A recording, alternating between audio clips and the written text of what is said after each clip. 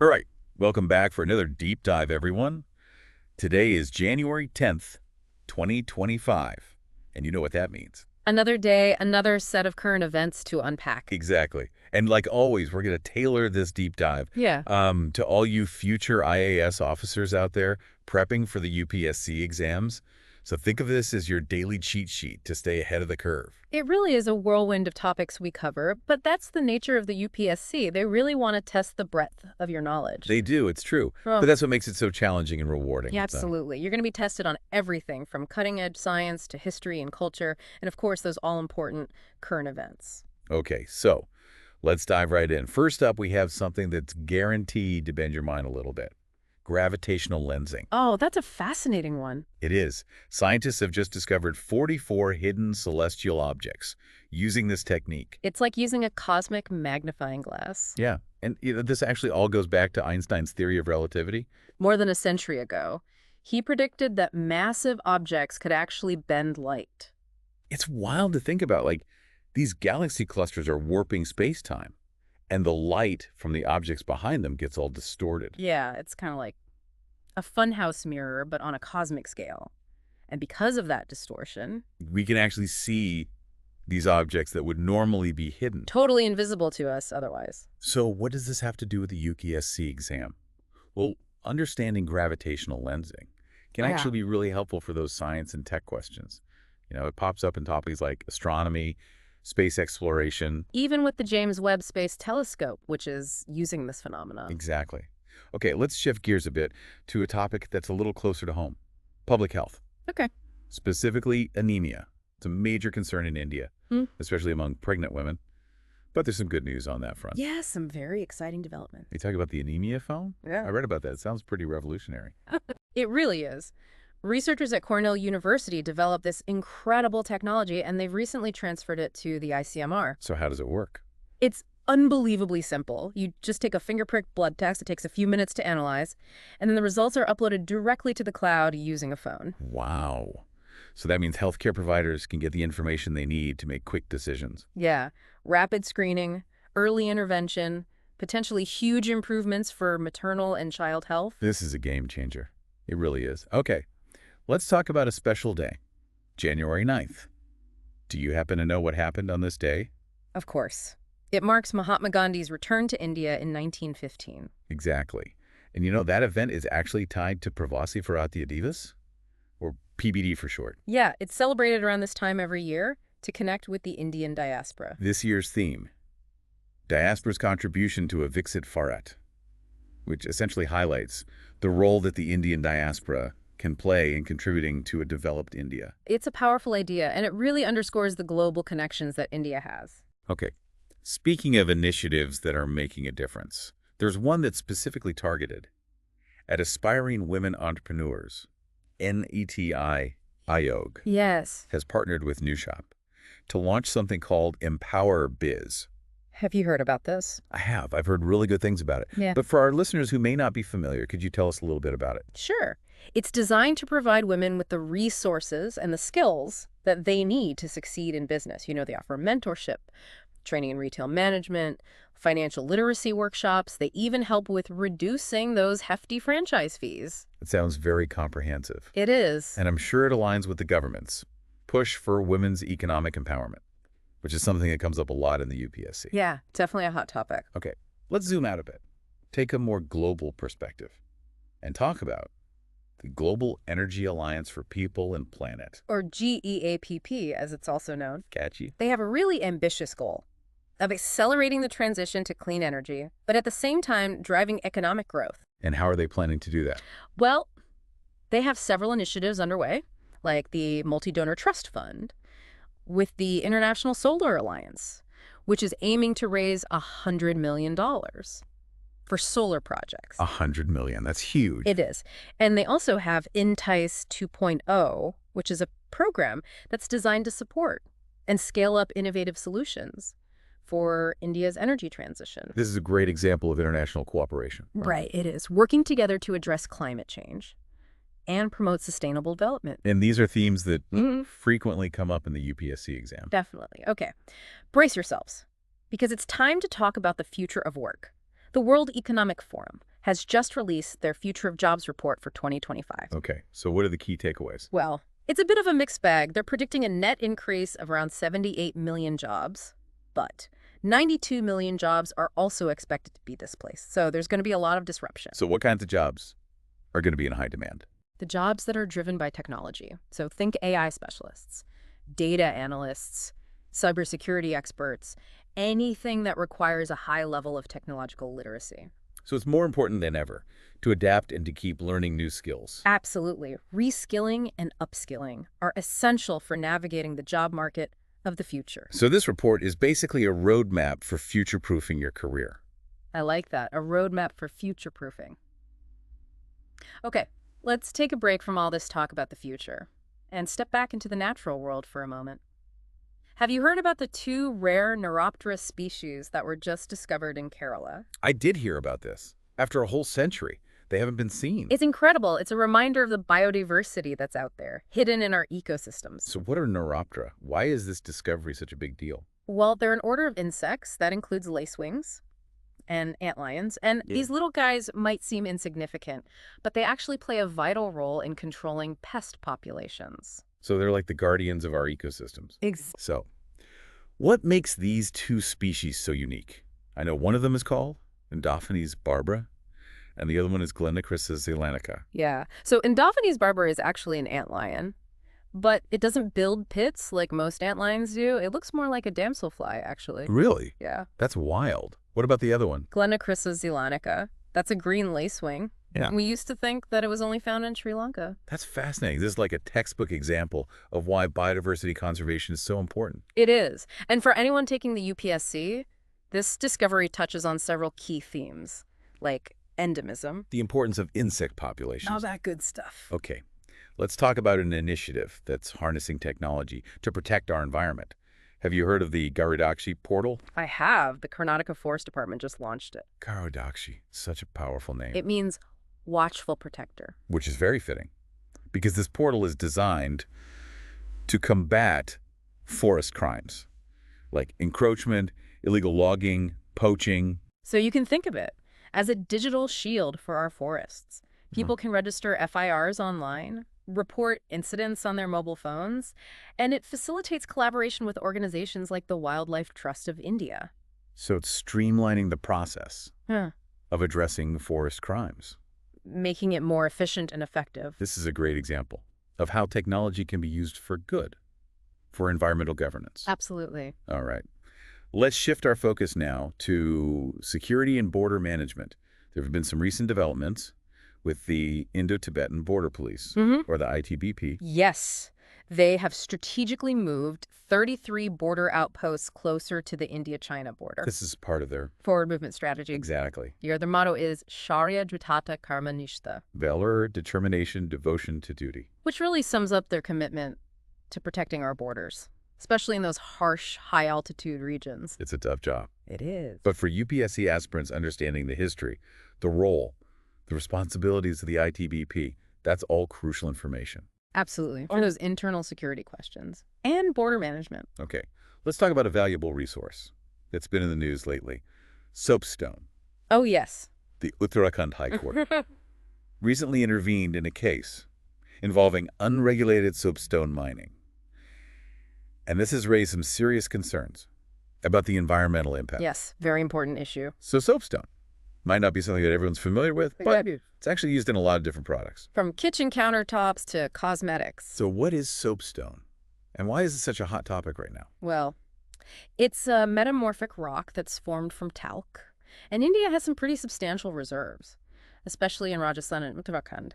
So the challenge is balancing the economic benefits of mining it with the need to manage it responsibly and protect the environment. It's a classic dilemma. It is. How do we balance economic development with environmental sustainability? And speaking of things that are good for you, let's circle back to public health and delve a little deeper into the anemia phone. This groundbreaking invention developed by researchers at Cornell University has now been entrusted to the Indian Council of Medical Research, or ICMR, for integration into their healthcare programs. It's a true game changer. with the potential to significantly improve how we address anemia in India, especially considering how widespread it is. What exactly makes anemia phone so special? It sounds like it's more than just a fancy phone. Its brilliance lies in its simplicity and effectiveness. It requires only a tiny finger prick blood sample, which is applied to a test strip similar to those used for at-home COVID-19 testing. Within minutes, the reader analyzes the sample. That's remarkably quick. What happens next? The results are then seamlessly uploaded to a central clinical database using a mobile phone, a wireless tablet, or even a computer.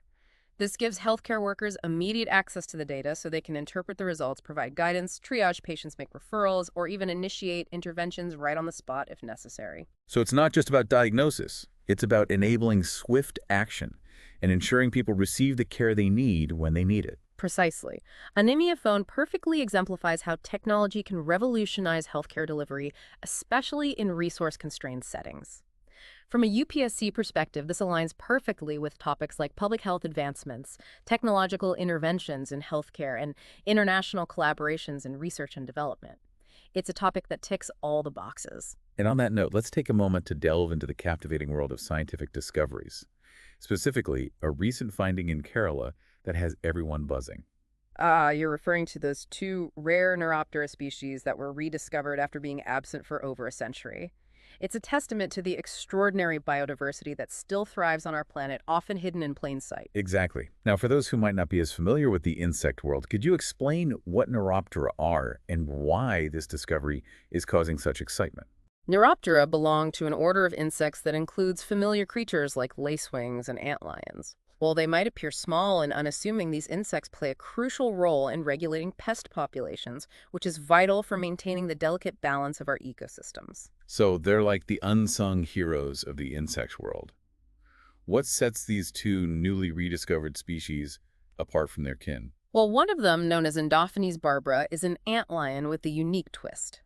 Unlike most antlions that construct pitfall traps to capture their prey, this species has evolved to resemble a damselfly.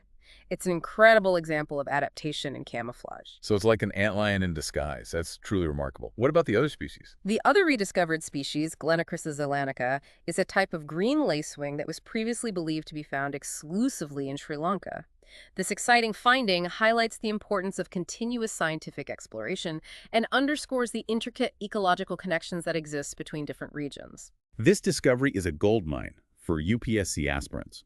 We're talking biodiversity conservation endemism, the ecological importance of insect populations, all key themes that align perfectly with the environmental science syllabus. And speaking of protecting our natural heritage, there's been a noteworthy development in Karnataka. The state's forest department has just unveiled the Gravitational portal, a groundbreaking initiative aimed at safeguarding our forests. Have you had a chance to learn about it? The name itself sounds quite formidable. What's the story behind Gravitational? Gravitational translates to watchful protector, and that's precisely what this portal is designed to be. It's an innovative platform that aims to combat forest crimes, such as encroachment, illegal logging, and poaching. It's like a digital shield for our precious forests. That sounds incredibly useful. What are some of the key features of this portal? Well, it empowers people to register FIRs online, provides mobile accessibility for reporting incidents in real time, and fosters collaboration with organizations like the Wildlife Trust of India. It essentially streamlines the entire process of reporting and addressing forest crimes, making it more efficient and effective. This is a fantastic example of how technology can be harnessed for the greater good of environmental governance. It's definitely something UPSC aspirants should keep in mind. Absolutely. It highlights the increasing integration of technology in conservation efforts, a trend that's likely to continue. And speaking of protection, let's shift our attention to a topic that's always relevant for UPSC, India's borders. There have been some recent developments with the Indo-Tibetan Border Police, or ITBP. Yes, the ITBP has made a strategic move by repositioning 33 border outposts closer to the India-China border as part of their forward movement strategy. This highlights their vital role in protecting our frontiers, especially in the demanding terrain of the Himalayas. Their motto, Shaurya Dridhata Karmanishta, meaning valor, determination, devotion to duty, truly embodies the spirit of the ITBP. They operate in incredibly challenging conditions and shoulder immense responsibilities. And for those preparing for the UPSC exam, understanding the ITBP's history, their diverse responsibilities, and the geopolitical context of their deployment is crucial for tackling questions related to internal security and border management. It's a topic that's always on the UPSC radar. Now let's talk about a valuable resource that's been in the news lately, soapstone. The Uttarakhand High Court recently intervened in a case involving unregulated soapstone mining, which has raised concerns about the environmental impact.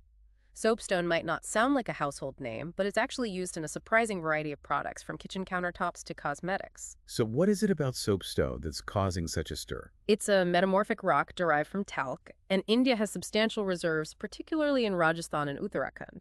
The challenge lies in balancing the economic benefits of mining with the need for responsible resource management to protect the environment.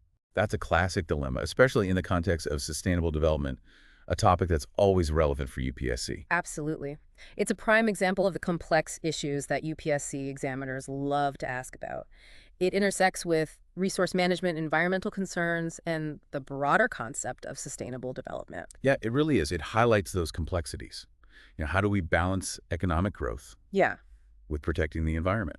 And it's something that UPSC examiners love to throw at you. Oh, absolutely. They want to see you can think critically about these issues, Yeah. and come up with solutions that address all sides. Okay, speaking of things that are good for you, let's circle back to the anemia phone for a second. This device is a game changer. Developed by Cornell University, and now it's been handed over to the ICMR. It's amazing to see how quickly this technology has been adopted, and it has the potential to really revolutionize how we deal with anemia in India. So what makes this anemia phone so special? It sounds like more than just a phone.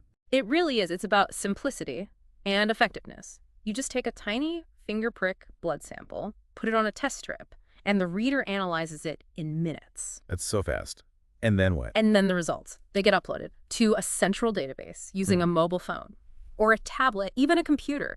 So healthcare workers can access that information immediately. So they can make informed decisions. Exactly. Provide guidance, triage patients, refer them to specialists, even start interventions right away if necessary. It's about taking action, not just diagnosis. Exactly. The anemia phone is a perfect example of how technology can transform healthcare, especially in areas with limited resources. And for all you UPSC aspirants out there, this aligns perfectly with topics like public health advancements. Technological interventions, international collaborations and research. All that good stuff. Yeah. That brings us to the end of today's deep dive. We covered a lot of ground today, from mind-bending astrophysics to inspiring initiatives, and even a glimpse into the future of work. It's been a whirlwind tour of current events, but that's what keeps things interesting. And remember, we designed this deep dive specifically for you, our future IAS officers. Each topic was carefully chosen to be relevant to the UPSC syllabus. Think of it as your curated cheat sheet. To stay ahead of the curve, we've distilled all the key information from diverse sources and connected them to relevant themes and potential exam questions. And if you want to delve deeper, we've got links to all the source articles in the show notes. So you can explore, conduct your own research, form your own informed opinions. Okay, before we go, let's leave you with a thought-provoking question, something to ponder as you continue your UPSC preparations. With artificial intelligence rapidly advancing, how do you envision the role of human workers evolving in the coming decade? It's a complex question with no easy answers, but it's something worth thinking about. The future of work is constantly changing. Yeah. And to succeed, you need to embrace critical thinking, adaptability, and a constant desire to learn and to grow. And those are exactly the qualities that every aspiring IAS officer should cultivate. So keep learning, keep exploring, and never stop striving for excellence.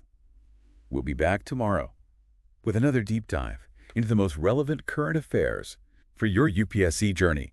Until then, happy studying. And don't forget to like, subscribe, and share this episode with your fellow UPSC warriors. Every bit helps. Yeah, it's a journey that requires a lot of dedication, a lot of hard work. But it's also incredibly rewarding. At the end of the day, you're serving your country and making a real difference in people's lives. That's what it's all about. And on that note, we'll sign off for today. But don't worry, we'll be back tomorrow with a fresh batch of UPSC-focused current affairs. So until then, keep those brains buzzing and those highlighters working overtime. Happy studying, everyone. And best of luck on your UPSC journey. We're here to support you every step of the way.